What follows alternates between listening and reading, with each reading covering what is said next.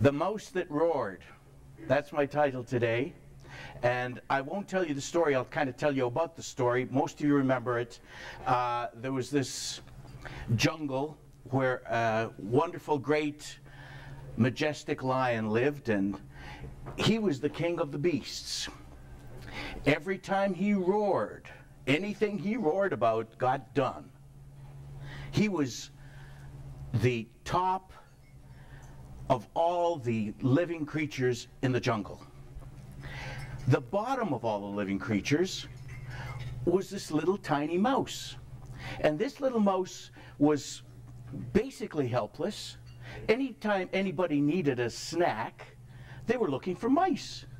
I mean, anytime, he lived in constant fear. He didn't think he amounted to much of anything. And then one day he noticed that he hadn't heard the lion roar for a few days. Waited another day, no roar. Another day, still no roar. So he wonders what is going on. So he goes through the jungle looking for the lion, and he finds this king of the beasts huddled under this thicket, under these bushes. And he's moaning and groaning, and he's in pain. So he goes over to the lion to see what the problem was.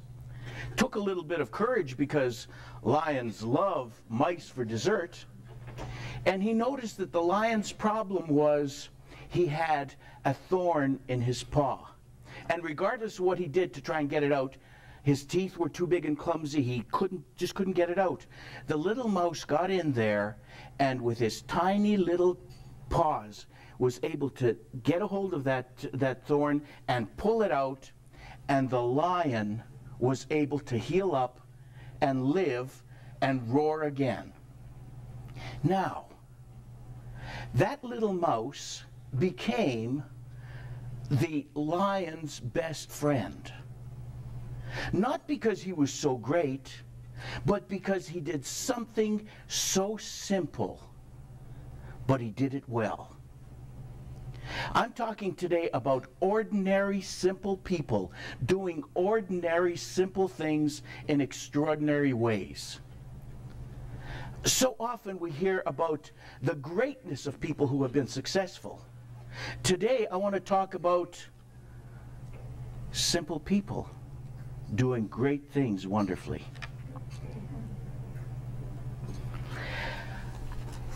I saw a girl about a year ago now.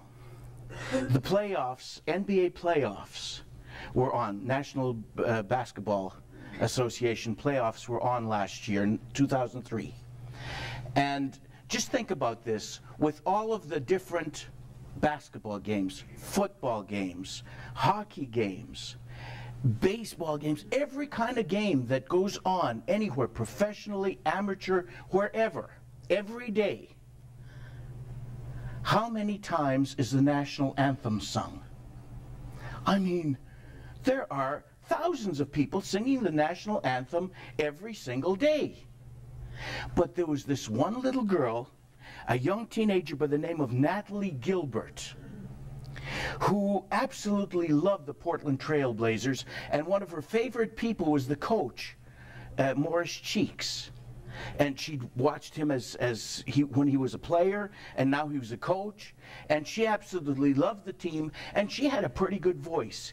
And lo and behold, they asked her to sing the national anthem. Now this was going to be not just in front of, I don't know, 60,000 fans, but millions of people watching on television. She gets up and she starts to sing, and she's seeing Coach Cheeks right there, and the players right there, her team that she cheers for, and she's standing in front of them, and she starts to sing, and she forgets the words. Millions of people watching, she forgets the words. Her own national anthem. Jose, can you see? And she forgets the words. Coach Cheeks realizes she's in trouble. He comes up beside her and he puts his arm around her and he starts to sing. The team gathers around, they start to sing. The whole auditorium starts to sing. And they pull her through it. The next morning, she's in New York City on Good Morning America. All the people that sang the national anthem the day before, only this one is on Good Morning America, going all over the North America, just being interviewed. And they asked her, the interviewer asked her, "Have you seen the tape of it?" "Oh, yes." "You saw where you were singing and then just petered out?" "Oh, yes." "How does it feel? What was it like?" "Well, it started out as being the worst thing that ever happened to me, but now it's the best." Can you see that? She failed, and she failed forward. Now she's on national television. She's made friends with the team. Everybody empathizes with her. Everybody loves her. And they invited her to sing again. So you see, failure is not a destructive force, only if you let it be. And failure is not a person. It's an event. Events pass. People stay. You're not a failure. You might have had a failing event happen to you. Big deal. Let it go. That too shall pass. Those things happen. I'm going to talk to you about the things that we say to one another, sometimes thinking we're being funny, sometimes actually not realizing. I mean, how many times have we heard of parents saying to kids, "You'll never amount to anything"? That's not good, because that registers inside them. And you know something? They'll hear that voice. Even long after you're dead, they'll hear you saying in the back of their minds, "You'll never amount to anything." But what about the kids who hear their parents say, "Hey, you're going to make it. Regardless of what's going on, you're going to make it"? It's And these things, you know, I heard a funny story. It's a true story. Sarah and Jill, my wife Jill, my daughter Sarah, they can't be here today because they're working, they're making a living, and I'm having fun. Boy, this boy knows how to do it, doesn't he? But my mother's here. I need to introduce my mother. Mother, stand up.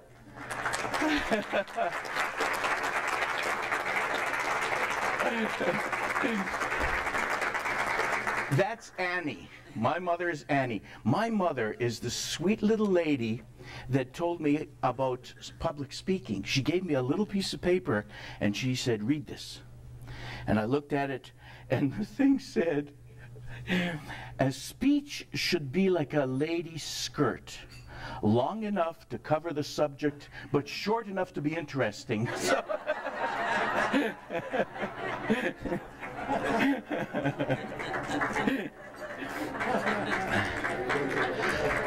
but even the names we give people can really be devastating, you know. We were sitting, Jill and Sarah and a couple of friends of ours and I were sitting at the Cellar restaurant, and we were taken out by one of the men from a company that we deal with. So it was a business luncheon, but we were having more fun. Every so often we go back and talk business so that he could write it off. And in the process, Sarah mentioned the fact that she photographs a lot of nurses, and unfortunately a lot of the nurses that she photographs don't only leave Newfoundland, but they actually leave the country, and most of them go to the southern states. And our guest, the guy who's had us out, he kind of laughed and he says, "Yeah, I know that's true." He says, "I know a girl from New Brunswick who's a nurse who moved to the southern states. As a matter of fact," he says, "I got to tell you this story. She was working, I think in South Carolina, in an emergency unit. And in the emergency unit, what her job was at that point was she had to come out, and every time that a space came available, she'd come out and just take the card with the next name on it and call out the person's name. so that they could come in. So anybody who came in bleeding on the spot or needed immediate attention, they just went straight in. But anybody who could, they needed attention but they could wait a while, they just filled out a card, put their name on it, and as soon as their name was called, they'd come in, just like John. She'd come out, John Snow. Of course, John would say, "That's me," and he'd limp in, or whatever his problem was, he'd carry himself in. So she comes out this one particular time, and this actually happened, and she looks at the card. The last name is Johnson, but the first name is spelled this way: S-H-I-T-H-E-A-D.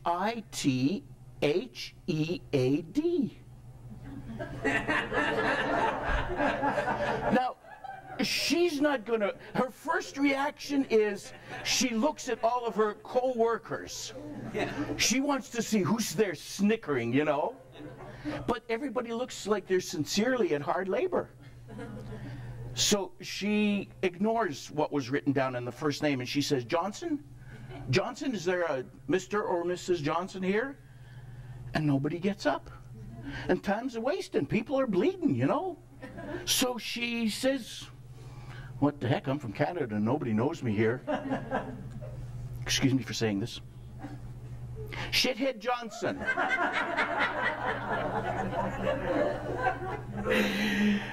A very elegant lady rises to her feet, walks over to her and said, "I do hope you're not referring to my boy, Shathade." Now listen, Shathade sounds beautiful, but if it spells that way, don't call your kid that. It'll affect them for the rest of their lives. And it's not the things that, the great things that you do. I want to tell you about a young fellow by the name of Gary Hansen. When he was 18 years old, he's from Edmonton, 18 years old, his first job out of high school was a night watchman at a large hotel. And before he went to work, his father said this: "I know it's just a night watchman's job. Security guard is all you are, but treat the place as if it was your own. Never, never, never stoop to what your job is. Rise to what job you're going to eventually hope to have." So when he went to this job, he had 237 rooms to check, all the hallways, all the everythings. And all his job was, he had to check in at different places and get his clock punched, at different places. But you know what he did? He took this place as his own. And he'd be walking along, and if he saw a gum wrapper or a little piece of paper or some litter, he'd bend over, pick it up, and just put it in his pocket until he could get rid of it. He carried a handkerchief so that if he saw that a window was smeared, he'd wipe it. If some of the brass was smeared, he'd just, fingerprints, he'd wipe them off. Not a big deal. I mean, what else was he doing? But you know what? There were other night watchmen there, a lot of other employees, but the bosses noticed him. And they offered him the first ever management training program that they had ever done. And they asked him, "Do you know why it is that we've offered you this raise in position?" He said, "No." He said, "Because we watched you picking up little bits of paper, and we said, that's a guy who cares." They paid for his university. They continued to bring him up the ladder. Gary Hansen, right now, after 28 years, is still with the same company. He oversees 750 employees. He is the general manager and the chief operating manager of the world's largest shopping and entertainment center, the West Edmonton Mall. And do you know what he says? To this very day, he's now top dog. He's the king of the beasts. He's the man that roars and things get done. When he walks around, if he sees a bit of paper, he goes and he picks it up. The attitudes that we've got are going to make a difference.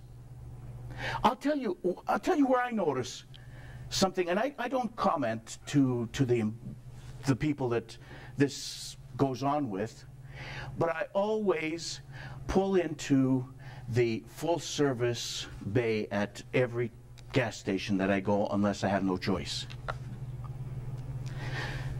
Full service doesn't mean slop a bunch of gas in my tank and take my credit card. It means, sir, would you like me to check the oil? And don't even ask if I want my windshield done. Do it. I can tell, just, you try it. Watch the people where you fill up with gas.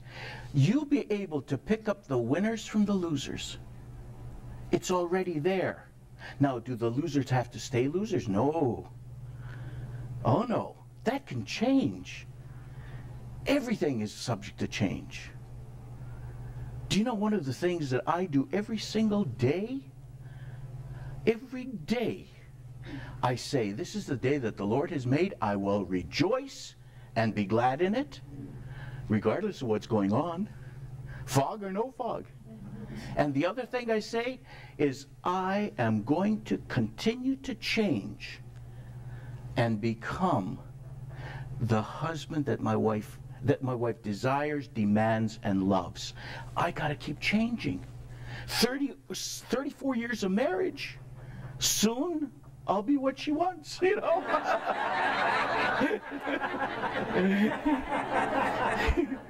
She's an absolutely wonderful teacher.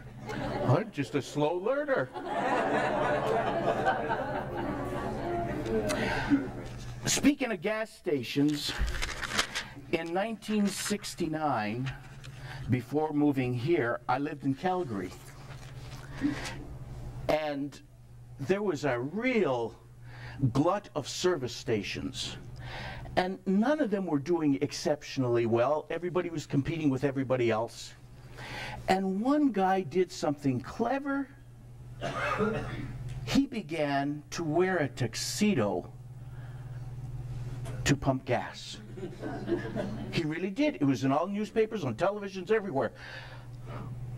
I mean, look at all of the publicity he got. Before long, they were lining up to get gas at his gas station. Why? Because he did something special. And when you wear a tuxedo, you think tuxedo. You act tuxedo. Do you know something? I haven't done wedding photographs in absolutely years, because I heard an old photographer say once, before we even had a child, he was talking about some of his successes and some of his failures. And one of the things he said was, one of his failures was that he had been taking wedding photographs all these years, and there were always weekends and always evenings. And one day he focused on the bride's face, and it was his own daughter, and he'd missed her childhood. He'd missed her growing up. And he says, if I had one thing to do over again, that would be it. I turned to Jill. I said, Jill, whenever, if ever, you get pregnant, the day we have a child, I quit doing weddings. Well, at that point in time, 28 years ago, we were getting $1,000 minimum per wedding. That's a big cut to take.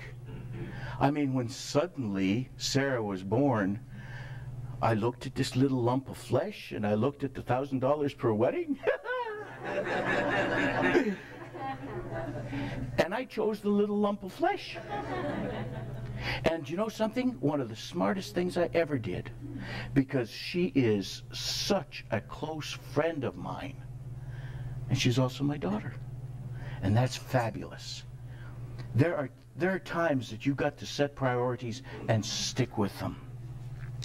Actually, I can't think of a time when you set a priority and don't stick with it. You should stick with it all the time. Some people think that they don't have much that they can apply to life. They don't have much to offer anyone else. And some people don't. You know, some people don't. just think of the slaves in the U.S. You know, the people that were, they didn't even own themselves. And there were also slaves that were female slaves, which was even worse than being a male slave. This one little lady who was of slave stock felt that she had nothing to pass on, except she had a really nice little recipe for pancake syrup. You put it on day-old bread, 2-day-week-old bread, and it made it taste better. So she had this special little recipe that she had put together by herself. She tried it this way, she tried it that way, and then she passed it on to her daughters. Her daughters passed it on to their daughters, on and on and on, until Michelle Hoskins, an African-American divorced ex-school teacher with children to support, found herself wondering what to do with her life. And somehow she had to do something. So what she used to do is take her great-great-great-great-great-grandmother's recipe and make it up, and she'd take it and sell it to the local food places, you know, like the, what do you call them, markets, the little markets and stuff. And then she started to go to the little stores, sell them to small grocery stores, and then she got quite a clientele going. And then somebody said that she should try for a chain. You know, go to a chain somewhere where they use pancake syrup. Denny's crossed her mind. How many of you know of Denny's? Yes, Denny's crossed her mind. Because they sell pancakes every single day. They need syrup every single day. So she began to call them. She called and they said no. 1 week later, she called again and they said no. Another week later, she called again and she said, this is really good, and they said no. Do you know what that little lady did? For 2 years, once a week, every week. How many times can you take no? Finally, they got to get rid of this lady. Okay, let's try it. After they tried it, she signed a $3 million contract with something that poor little great-great-great-great-great-grandmother thought that she didn't have anything to pass along. Now the product is selling in over 10,000 outlets in the States. Grocery stores, there's a chicken place, Church's Chicken sell it, and plus Denny's. As a matter, I always try to do research and follow up and all kinds of things whenever I'm speaking like this, because I know that a lot of people get up there and all they do is flap their gums and there's no truth to what's going on. So I try and check. So Jill and Sarah and I were on vacation just about 3 months ago in Florida, and one of the places I said, we're going to Denny's. Nobody wanted to go to Denny's. Everybody wanted to do something else. I mean, Disney World, you know. No, Denny's. Okay, so we went to Denny's and we had their pancakes, and the syrup is good. So then I had a plan, because I've been working on this thing now for months. I was preparing myself to talk to you guys, because you're valuable to me. You know, what if I died today? I want to make sure that I left some good stuff behind. And all of you, I better leave some good stuff with you. And if I'm going to have good stuff, I'm going to have to back it up with some research and some experience. So I went to Walmart and I bought 2 bottles of the stuff. And I brought it home. I had a plan. You see, because how good would it be to say that, well, yesterday morning for breakfast, I had pancakes, and I had this girl, Michelle Hoskins. Michelle Foods is the name of the honey cream syrup. I had it with my pancakes. Well, that would have been great, you know. So I bought it, and I brought it home. And I didn't have breakfast yesterday. And my lunch, I was busy. I didn't get lunch. Oh, yes, I did. I had pizza. Jill ordered pizza in to the studio, so I had a couple pieces of pizza. Corn syrup and pizza, you know, that doesn't fly, you know. So, and here I am. last night I'm sitting getting all of these things ready for you, and I suddenly say, oh, I was going to say, breakfast I had this wonderful syrup, it really exists. But breakfast and lunch were gone. So for supper last night, I got pancakes ready. Jill I had supper by myself, but I had pancakes and with that syrup because I wanted you to know that it's a good product. A simple product, a good product, but this woman is making over $10 million a year right now for that. So it's what you do. As a matter of fact, some of you might have already seen that lady, Michelle Hoskins. She was on Oprah about 3-4 months ago. I want to talk to you about heroes. Do you know, Jerry Carew, who's doing the videotaping, asked me about heroes. We went for lunch 3-4 months ago, and I couldn't think of a hero. And he left me with that question in my mind. Who are your heroes? Like, who are my heroes? You know, I have, you know, people that I look up to and stuff. And as I started to explore, first of all, what hero meant to me, then I began to look at, they're not these great big giants. They're normal people. One guy that's a hero, and I'm going to talk to you about some of the heroes in my hometown. I grew up in a little place called Kenora, C-A-N-O-R-A, Kenora, Saskatchewan. When I lived there, there were 3,500 people there. Now there's only about 2,000 people there, which, I mean, that's not a big crowd. You'd be amazed at some of the heroes that I have in that place. One of them is a guy by the name of Nelson Boychuk. Nelson Boychuk was a tall, lanky first baseman, and he was my baseball coach. And the thing about we used to call Nelson Breeze, because he walked like a breeze. I mean, he's the only guy I ever know that stole home, and that's because nobody believed it. Nelson's going to see this video. I'm going to send him this video. Hello, Nelson. Nelson started to run from third to home, and I think they all just kind of stood and watched to see what in the world is this guy doing. And he scored, and we won, you know. But Nelson has coached baseball, and he's coached hockey, and the latest thing he's been doing, he's been coaching a girls' hockey team. Now, girls hockey hasn't been getting the support over the years that boys hockey does.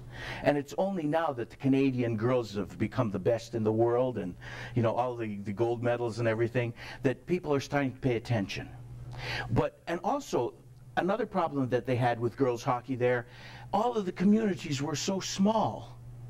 In order to get the full team, they'd get 1 or 2 girls from this little farming community, 1 or 2 from there, 1 from there, a couple from there. So there were all these people coming together, and they were good, young, athletic, healthy girls, and playing good hockey. They couldn't get any money raised, so what they did, Nelson asked me if I'd come down. They rented a hall and booked it for me to speak. I did a motivational presentation. I flew up on points. I stayed with Nelson at Crystal Lake, and ate with him and stuff. The expense was just about nothing. But everybody that bought tickets, all the money went directly to the hockey team. And I was there as the motivational speaker, and I was cranking them up. But I also talked to Nelson, and after he told me this little story, I said, Nelson, you're a far greater motivator than I am. Let me tell you what happened. This little girls' hockey team was doing very well, and they were winning all their games. So they wanted to move up into a tougher league.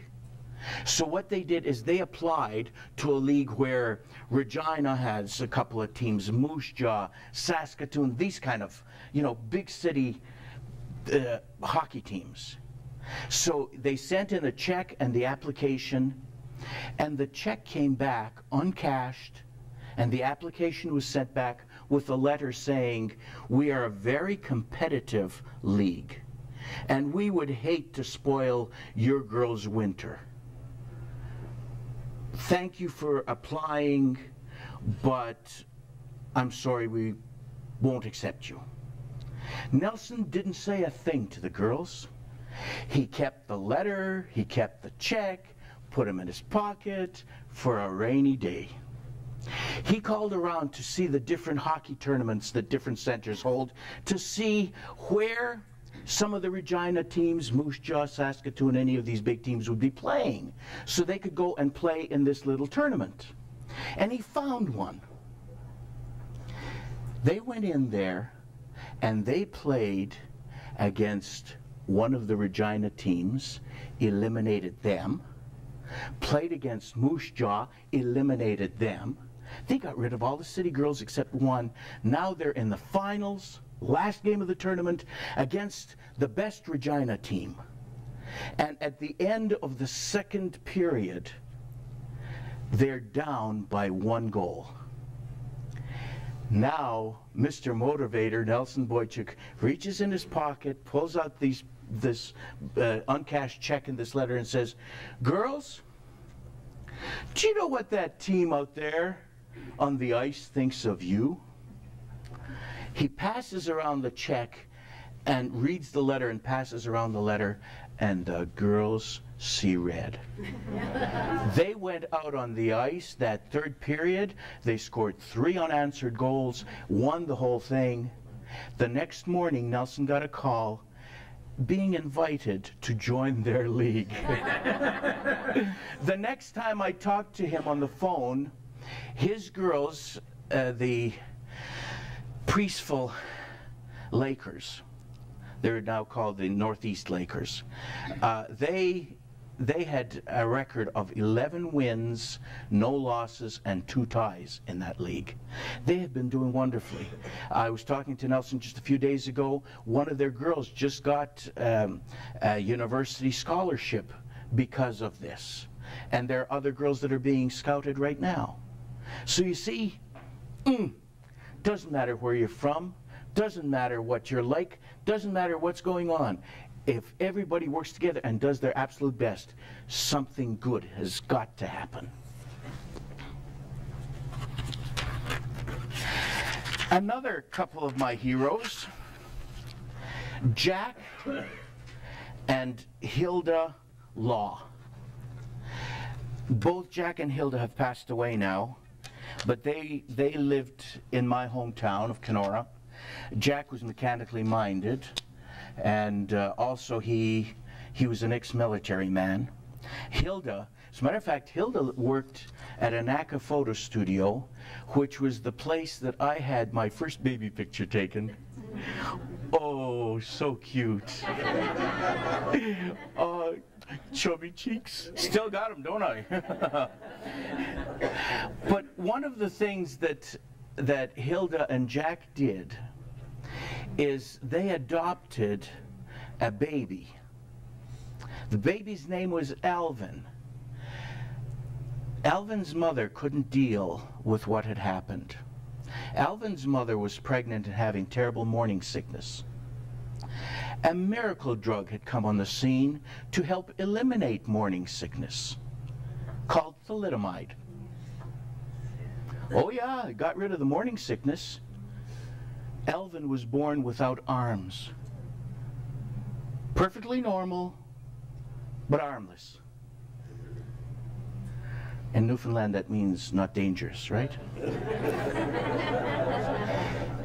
So Jack and Hilda adopted him. I don't know Alvin because I was moved. Mom knows Alvin. Mom knew his mom and dad.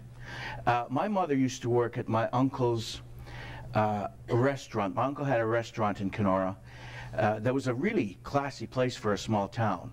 Half of it was a formal dining room where, you know, wedding receptions and club meetings and so on. The other half was like it was designed to be like you were outdoors in a patio. It was called the patio room, actually. It was a tree with birds in it, cobblestone floor, little water, wishing well in the corner. There was fence with branches sticking out over. One wall was the exterior of houses and with flower pots, and you could look inside and see the curtains. I mean, it was a classy little place. But it was a cafeteria, and they sold everything from pierogies to steaks. But my uncle also had a Kentucky Fried Restaurant franchise, a Kentucky Fried Chicken franchise. And Alvin and his mom and dad used to come in, and Alvin's favorite food was Kentucky Fried Chicken. So he'd slip off his shoes. His mother would wipe she'd always carry a damp cloth in her handbag. She'd wipe off his feet, and Alvin would begin to enjoy his Kentucky Fried Chicken. As a matter of fact, one of the things Mom and I were talking about was that every time that Alvin had chicken at Uncle's restaurant, he proved the Colonel was wrong.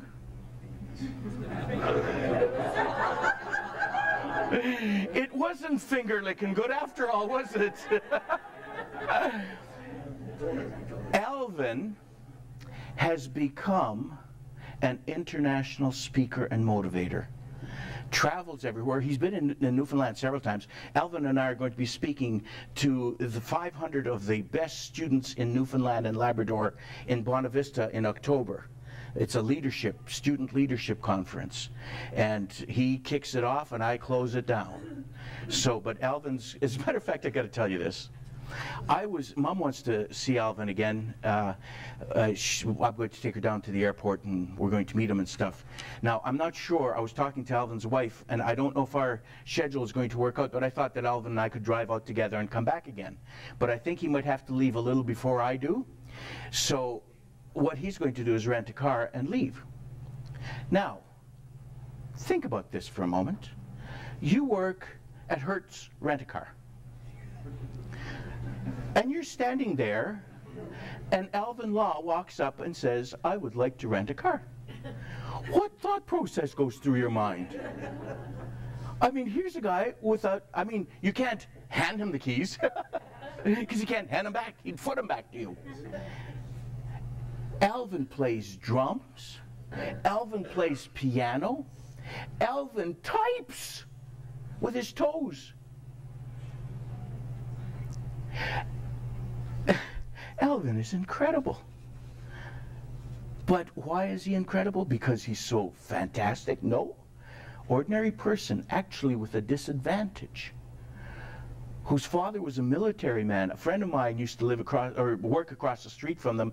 He said he used to watch his father teaching him how to play catch. You should see Alvin shoot basketball and get it in. He plays frisbee, for goodness sake. And you got a problem because, your nose is funny. I don't know. I mean, hey, you can tackle the world. You could tackle the world. You see, I come from a very interesting place, don't I? But you know what? So do every one of you. I mean, you take this place. The whales are in. I went and watched them feeding the other day.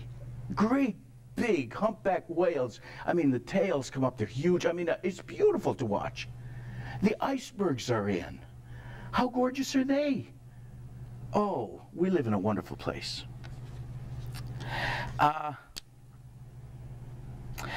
Another one of my heroes from back home, and I've just been talking to him about a week ago. It took me a long time to track him down because I lost track of him.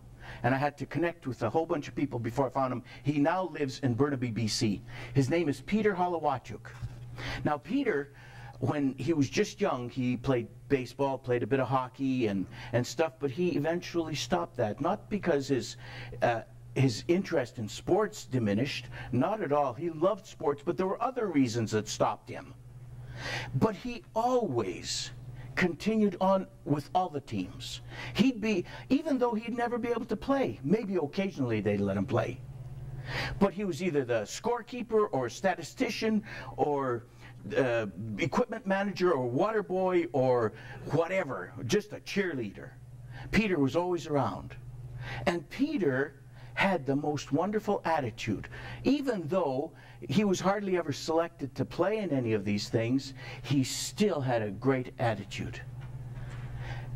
He would have loved to play professional sports, any sport. He wanted to be a professional athlete. But you know what Peter's problem was? He was the only guy in our school who could milk a cow standing up. He was 39 inches tall, weighed 64 pounds. He was a dwarf. Lovely guy. As a matter of fact, hi Peter, I'm sending him a copy of this too because he's one of my heroes. And you know what happened? There was a team, and I may not have all of the sequence of all this is exactly right, but the essence is exactly accurate.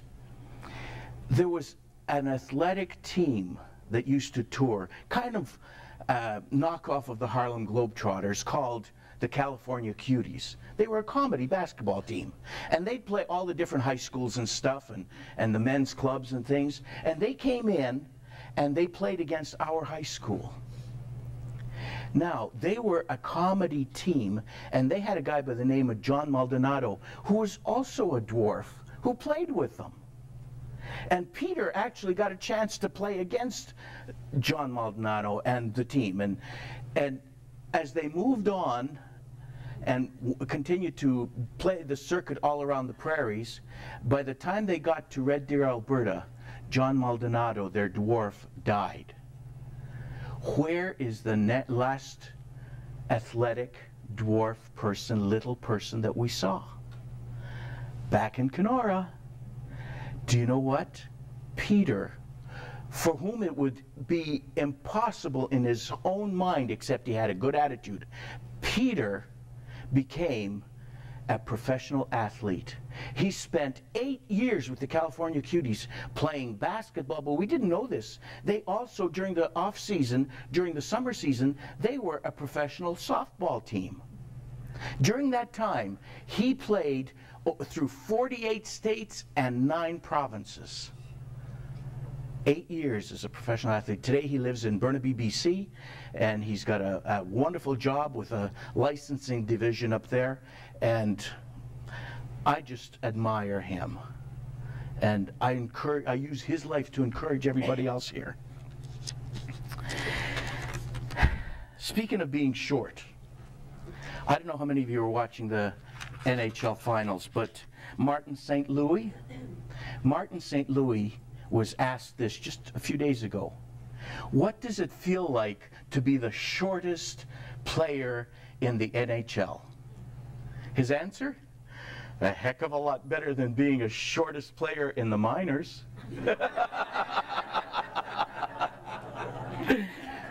Pinball Clemens, Canadian Football League. The shortest player, smallest player, just a couple of years into the league, he was the MVP for the whole league. It's not size, it's what's inside that counts. Now, I'm going to talk to you for a moment, and then I'm going to close, but I want to tell you about a local hero. I can't use his name because I didn't get permission from him. And when you hear the story, you'll probably understand why I don't want to use his name just at this point. I know his sister real well. I know some of his family. And he's a real nice guy. He's a big guy, works out on a regular basis at the gym, runs a lot. His work calls for strong physical ability. He was out jogging, I think it was the lake just over here beside the Holiday Inn. He was jogging and he noticed that there were a bunch of teenagers right at the water's edge, and they were really excited about something. And as he watched them, he saw that there was a dog, a golden lab, would swim out and get a stick, and he'd bring the stick back. But something didn't seem right. His little buzzer went off inside him, and something's wrong here. So he slowed down and kind of ran a loop around them so that he could just listen, pretend he's not watching, but listen. And then he realized what was happening. These kids one especially, the ringleader of them, was taking the stick and throwing it into the water, and the automatic response of the dog would be to go get it, go fetch, bring the stick. And they were trying to drown the dog. The dog now, as he was coming up this last time, when he got out of the water, he could hardly walk, and he dropped the stick. They'd pick up the stick and throw it again, and out goes the dog. So now this hero of mine runs right into the midst of them, and he confronts the guy throwing the stick. He says, "What you're doing is not funny." Now everybody else kind of, you know how they, "Oh, look, a bird, I gotta go." You know, they all headed off. But this guy couldn't leave because he was confronted with my hero. And the dog by now came up, and he's just panting and laying there. The stick is there. My friend reaches down, picks up the stick, looks at the stick, looks at the young man, looks at the water, looks at the young man, looks at the stick, throws the stick way out into that icy cold water, and says, "Go get the stick."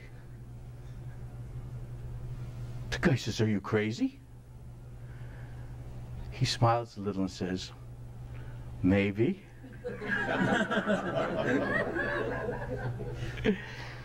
The guy gets in the water and gets the stick. Brings the stick back, gives it to him. He says, "Now, I'm going to be watching.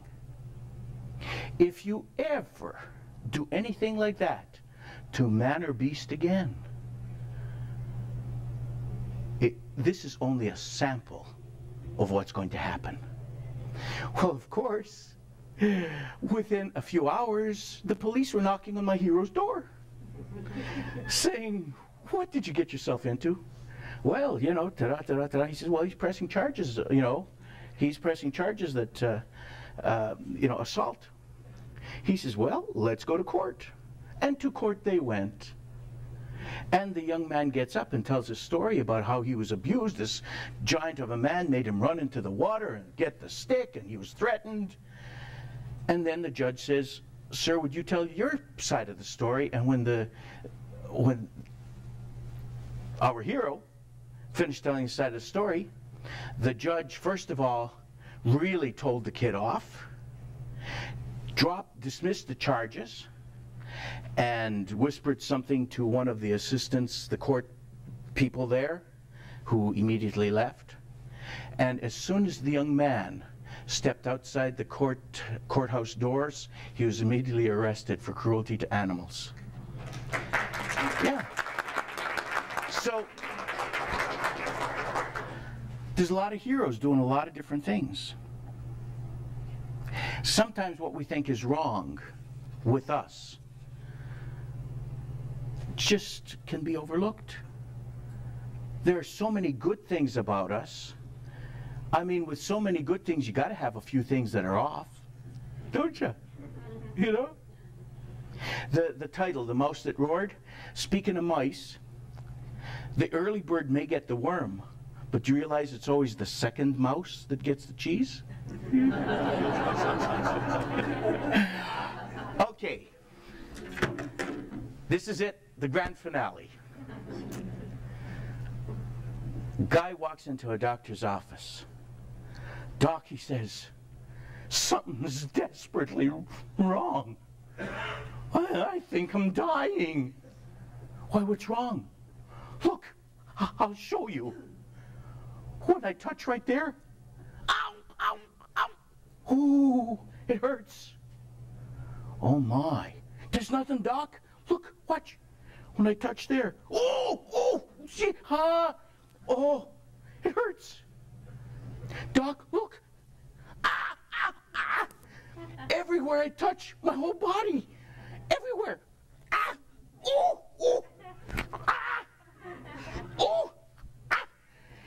Doc, what's wrong? Am I dying?" Doctor says, "No, sir. You have a broken finger."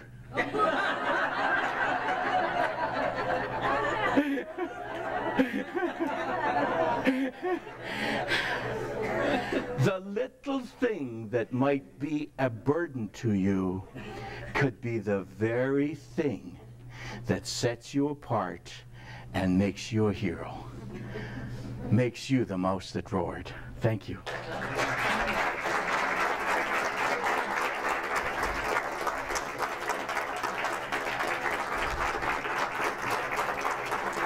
Thank you.